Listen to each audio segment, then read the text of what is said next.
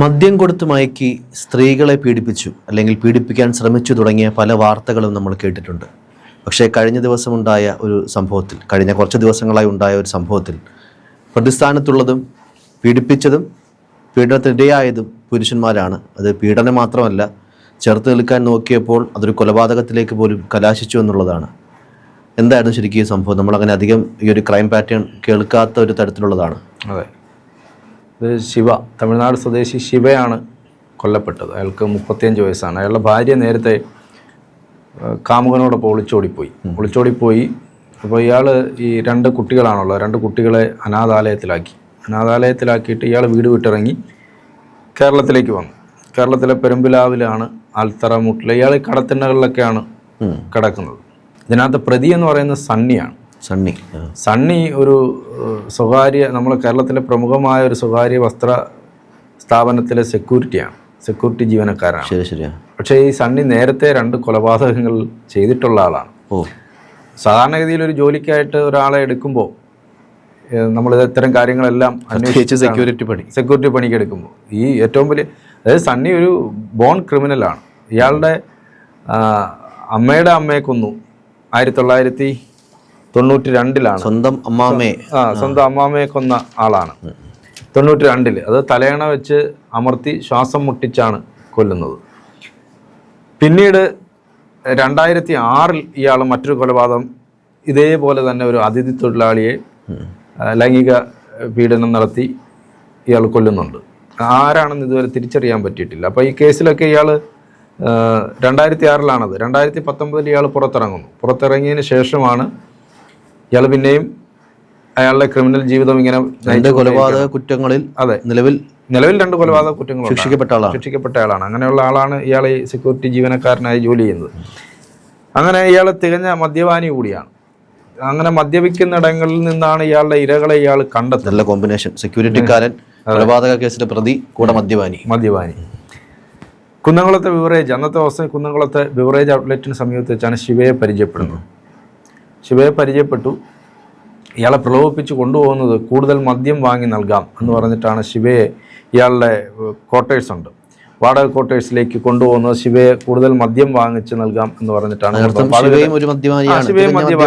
അതെ, ശിവയും മദ്യപാനിയാണ്. ഇത് ഈ ചൊവ്വന്നൂർ ബസ് സ്റ്റോപ്പിന് സമീപത്താണ് ഈ ക്വാർട്ടേഴ്സ്, സെൻറ് മേരി ക്വാർട്ടേഴ്സ്. അവിടെ ചൊവ്വന്നൂർ മുരുകത്തേരി രാജൻ്റെ ഉടമസ്ഥതയിലാണ് ക്വാർട്ടേഴ്സ്. അപ്പോൾ ശനിയാഴ്ച രാത്രി ഇയാൾ ഈ ശിവയും കൊണ്ട് അവിടെ ചെല്ലുന്നു. അപ്പോൾ കൂടുതൽ മദ്യം കിട്ടും എന്ന് പറയുമ്പോൾ മദ്യപാനത്തിന് അടിമയായിട്ടുള്ള ആളുകൾ, അപ്പോൾ ആ സൗഹൃദമാണല്ലോ, നേരെ അയാളുടെ കൂടെ ചെല്ലുന്നു. അവിടെ ചെന്നു ഇവർ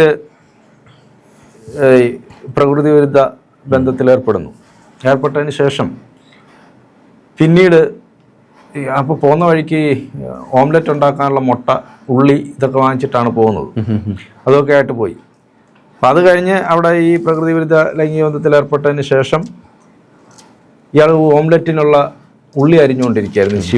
ശിവ ഉള്ളി അരിഞ്ഞുകൊണ്ടിരിക്കുന്ന സമയത്താണ് ഇയാൾ പിന്നിലൂടെ ചെല്ലുന്നു. വീണ്ടും ഇയാളെ ലൈംഗിക ബന്ധത്തിന് നിർബന്ധിച്ചു. ശിവയെ നിർബന്ധിച്ചപ്പോൾ ഈ ഉള്ളി അരിഞ്ഞുകൊണ്ടിരിക്കുന്ന കത്തി എടുത്ത് വീശി, സണ്ണിക്ക് നേരെ വീശി. സണ്ണി യഥാർത്ഥത്തിൽ 2 കൊലപാതകം ചെയ്തിട്ട് നിൽക്കുന്ന ആളാണ്. ആ ആളിനെയാണ് ഇയാൾ ഈ കത്തി എടുത്ത് വെച്ചിട്ട് വീശി പേടിപ്പിക്കാൻ നോക്കുന്നത്. സണ്ണി അത് തിരിച്ച് പിടിച്ചു വാങ്ങിച്ചിട്ട് ഇയാളെ ശിവയെ കുത്തിയിട്ട് ഇത് പാൻ ഉണ്ടല്ലോ, പാൻ ഫ്രൈ അതെടുത്ത് വെച്ച് തലയ്ക്കും മുഖത്തുമായിട്ട് മാരകമായി അടിച്ച് ആണ് ഇയാളെ കൊലപ്പെടുത്തുന്നത്. നിഷ്ഠൂരമായി കൊലപ്പെടുത്തിയതിന് ശേഷം ഇയാളുടെ വസ്ത്രങ്ങളും സാധനങ്ങളും ഒക്കെ എടുത്തിട്ട് മണ്ണെണ്ണ ഒഴിച്ച് കത്തിച്ചു, തീയിട്ടു. നശിപ്പിക്കലാണ്, തെളിവ് നശിപ്പിക്കാൻ വേണ്ടിയിട്ട്. പിന്നീട് നശിപ്പിക്കുക പറഞ്ഞാൽ ആ ദിവസം ഇയാൾ ഈ മൃതദേഹത്തോടൊപ്പം ഉറങ്ങുന്നുണ്ട്. ആ രാത്രി മൃതദേഹത്തോടൊപ്പം ഉറങ്ങി.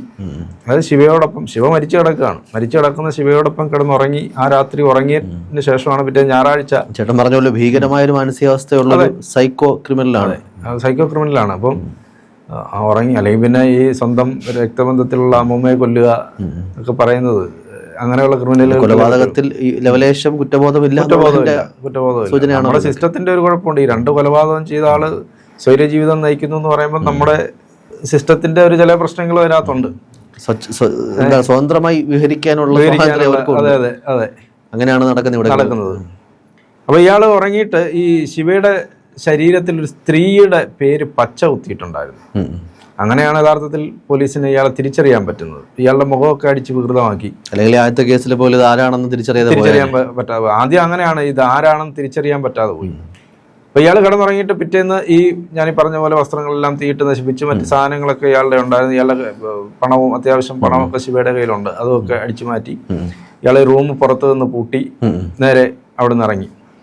അവിടെ നിന്ന് ഇറങ്ങി കുറേ കഴിഞ്ഞപ്പോഴാണ് ഈ മുറിയിൽ നിന്ന് പൂട്ടിയിട്ടിരിക്കുന്ന മുറിയിൽ നിന്ന് പുക വരുന്നത് അയൽക്കാരുടെ ശ്രദ്ധയിൽപ്പെട്ടു. അപ്പോൾ ആ സണ്ണിയെ അറിയാമല്ലോ അവർക്ക്. അപ്പോൾ സണ്ണിയെ അറിയാവുന്നതുകൊണ്ട് അവർ സണ്ണിയെ ഫോണിൽ വിളിച്ച് പറഞ്ഞു. അപ്പോൾ പിന്നെ പുക വരുന്നു എന്ന് പറഞ്ഞാൽ പിന്നെ ഒന്ന് തീയാണല്ലോ. അപ്പോൾ തീയാകുമ്പോൾ നാട്ടുകാർക്ക് ഇടപെടാതിരിക്കാൻ പറ്റില്ല. അവർ പൂട്ട് പൊളിച്ച് അകത്ത് കയറിയപ്പോൾ ഈ ശിവയുടെ മൃതദേഹം കമിഴ്ന്ന് കിടക്കുന്ന നിലയിലാണ്. കമിഴ്ന്ന് കിടക്കുന്ന മൃതദേഹം. അങ്ങനെയാണ് ഈ കൊലപാതക വിവരം പുറത്തറിയുന്നു. അപ്പോഴാണ് പോലീസിനെ വിവരം അറിയിക്കുന്നു. പോലീസ് വന്നപ്പോഴാണ് പച്ച കുത്തിയ ഈ ശരീരത്തിൽ പച്ച കുത്തിയിരിക്കുന്നു. സ്ത്രീയുടെ പേര്, അയാളുടെ ഭാര്യയുടെ പേരാണ് പച്ച കുത്തിയിരിക്കുന്നത്. അങ്ങനെ പോലീസ് യവനെ തേടി ഇറങ്ങി, സണ്ണിയെ തേടി ഇറങ്ങി. സണ്ണി അപ്പോഴേക്ക് തൃശ്ശൂർ ശക്തൻ സ്റ്റാൻഡിലെത്തി. അവിടെ നിന്നാണ് സണ്ണിയെ പിടിക്കുന്നത്. സണ്ണിയെ പിടിച്ചു കൊണ്ടുവന്നു. ഇയാൾ രക്ഷപ്പെടാൻ വേണ്ടി വടക്കാഞ്ചേരിയിൽ നിന്നും തൃശ്ശൂരിൽ ശക്തൻ സ്റ്റാൻഡിലെത്തി രക്ഷപ്പെടാനുള്ള ശ്രമമായിരുന്നു. അവിടെ നിന്ന് പോലീസ് ഇയാളെ പിടിക്കുകയാണ്. അപ്പോൾ 2 കൊലപാതകം നടത്തിയ ഒരാൾ. വളരെ പ്രധാനപ്പെട്ട ഒരു കാര്യം, CCTV ദൃശ്യങ്ങളുണ്ട്. ഈ ശനിയാഴ്ച ഇയാളുടെ ക്വാർട്ടേഴ്സിലേക്ക് ശിവയും സണ്ണിയും കൂടെ വരുന്ന ദൃശ്യങ്ങളും പിന്നെ ശിവയില്ലാതെ ഇയാൾ ഒറ്റയ്ക്ക് പോകുന്ന ദൃശ്യം. ശനിയാഴ്ച ഇവർ ഒരുമിച്ച് വരുന്നു. അതെ, ഞായറാഴ്ച ശിവയില്ല, ഒറ്റയ്ക്ക് പോകുന്ന ദൃശ്യമുണ്ട്. അപ്പോൾ അതും പോലീസിന് നിർണായകമായ തെളിവായിട്ട് മാറി. എന്തായാലും ഇങ്ങനെയുള്ള ആളുകളാണ് നമ്മുടെ നാട്ടിലുള്ളത്. കാരണം ഇത്തരം ക്രിമിനലുകൾ, സ്വവർഗാനുരാഗികളായ, നമ്മുടെ നാട്ടിൽ ഇപ്പോൾ സ്വവർഗാനുരാഗം എന്ന് പറയുന്നതിനെ നമുക്ക് ആ രീതിയിൽ ഒന്നും കാണേണ്ട കാര്യമില്ല. പക്ഷേ അതൊക്കെ ഒരു ക്രിമിനൽ ആക്ടിവിറ്റിയിലേക്ക് പോകുമ്പോഴാണ് പ്രശ്നമാകുന്നത്. ഇയാൾ ഇത്തരത്തിലുള്ള ലൈംഗിക വൈകൃതമുള്ള ഒരു ക്രിമിനലാണ്. അപ്പോൾ ഈ ക്രിമിനലുകൾ നമ്മുടെ സമൂഹത്തിൽ ധാരാളമുണ്ട്. ഇയാൾക്ക് 62 വയസ്സോളം പ്രായമുള്ള ആളാണ്. എന്നിട്ട് പോലും അയാൾ ഒരു മനുഷ്യനെ, തന്നേക്കാൾ പകുതി വയസ്സിന് എളുപ്പമുള്ള ഒരാളിനെ, ഒരു ചെറുപ്പക്കാരനെ കൊല്ലുകയാണ്. അത് ലൈംഗിക വൈകൃതം ബാധിച്ച മനസ്സുള്ളത് കൊണ്ടാണ് അത്തരം കൊലപാതകങ്ങളിലേക്ക് പോകുന്നത്. നേരത്തെയും അങ്ങനെ ഒരു കൊലപാതകം നടത്തിയിരിക്കുന്നു. അതിനു മുമ്പ് കുടുംബത്തിലുള്ള ഒരാളിനെ കൊല്ലുന്നു. ക്രിമിനലാണ്. അതെ അതെ അതെ. അപ്പോൾ അങ്ങനെയുള്ള ആളുകളെ നമുക്ക് യഥാർത്ഥത്തിൽ സമൂഹത്തിൽ ഇനി ഇയാളെ ഒന്നും പുറത്തു വിടാൻ പാടില്ല. 2 കൊലപാതകം നടത്തിയ ആളിനെയൊക്കെ പുറത്തു വിടുക എന്ന് പറഞ്ഞാൽ ആജീവനാന്തം അവിടെ കിടത്തിയിരിക്കും. ഇപ്പോൾ 6 കൊലപാതകം നടത്തിയ ആളുകൾ പുറത്ത് കിടക്കുന്നു, അത് മറ്റൊരു കാര്യം. ഇതിനൊന്നും എത്രയോ കേസുകൾ പ്രതിയായ ആളുകൾ പുറത്തുണ്ട്. ഇപ്പോൾ പോലീസ് അന്വേഷിച്ചിട്ട് പറയും അയാൾ കോടതിയിൽ റിപ്പോർട്ട് കൊടുക്കും. ഒരു കൃത്യമായ സർവൈലൻസ് സംവിധാനം കൂടി ഇല്ലാതെ പോവുകയാണ്. അതെ അതെ. ശരിക്കും വിദേശ രാജ്യങ്ങളിലൊക്കെ ഇവരൊക്കെ എന്ത് ചെയ്യുന്നു, എന്ത് ആക്ടിവിറ്റിയിൽ ഏർപ്പെടുന്നു, ഈ സമയം, ഈ നിമിഷം എവിടെ നിൽക്കുകയാണെന്ന് പോലും അറിയാനുള്ള സംവിധാനങ്ങൾ പലയിടത്തും അത് പോലീസിന് അറിയാം. നമ്മുടെ ചില കേസുകളിലേക്ക് പോലീസിനെ തന്നെ ആക്രമിച്ച കേസിലെ പ്രതികളുണ്ട്. അപ്പം അങ്ങനെയുള്ള പ്രതികളെ പോലും പോലീസ് റിപ്പോർട്ട് കോടതിയിൽ കൊടുക്കുന്നത് ആള് സ്ഥലത്തില്ല, ഒളിവിലാണെന്ന് പറഞ്ഞ് റിപ്പോർട്ട് കൊടുക്കും. കോടതി ശരി, പോലീസിന്റെ റിപ്പോർട്ടാണ്. ആളവിടെ സ്വസ്ഥമായി കുടുംബമായി ജീവിക്കുകയും ജോലിക്ക് പോവുകയും നാട്ടിലിറങ്ങി നടക്കുകയൊക്കെ ചെയ്യുന്നുണ്ട്. ആ പോലീസിന്റെ റിപ്പോർട്ട് എന്താ? അയാൾ ഒളിവിലാണ്, പിടികിട്ടുന്നില്ല, അയാൾ എവിടെയാണെന്ന് അറിയില്ല, ആണ് റിപ്പോർട്ട്.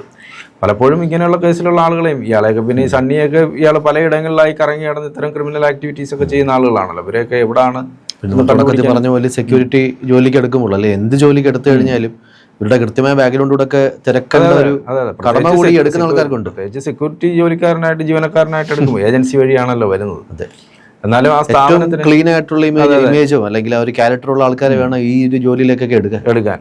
ഒരു ചെറുപ്പക്കാരൻ ജോലിയായിട്ട് ചെന്നാൽ പോലും എന്തൊക്കെ കാര്യങ്ങൾ അന്വേഷിച്ചിട്ടാണ് അയാൾക്ക് ജോലി കൊടുക്കുന്നത്. അപ്പം ഇങ്ങനെയുള്ള ആളുകൾക്ക് ജോലിയുണ്ട്, അവർ ഇത്തരം ക്രിമിനൽ പ്രവർത്തനങ്ങൾ ചെയ്യുന്നു, റിപ്പീറ്റ് ചെയ്തുകൊണ്ടേയിരിക്കുന്നു. അതെ അതെ അതെ. അപ്പം എന്തായാലും സണ്ണി തൽക്കാലം അകത്താണ്. ഇനി എപ്പോൾ പുറത്തു വരുമെന്ന് നമുക്ക് പറയാൻ പറ്റില്ല.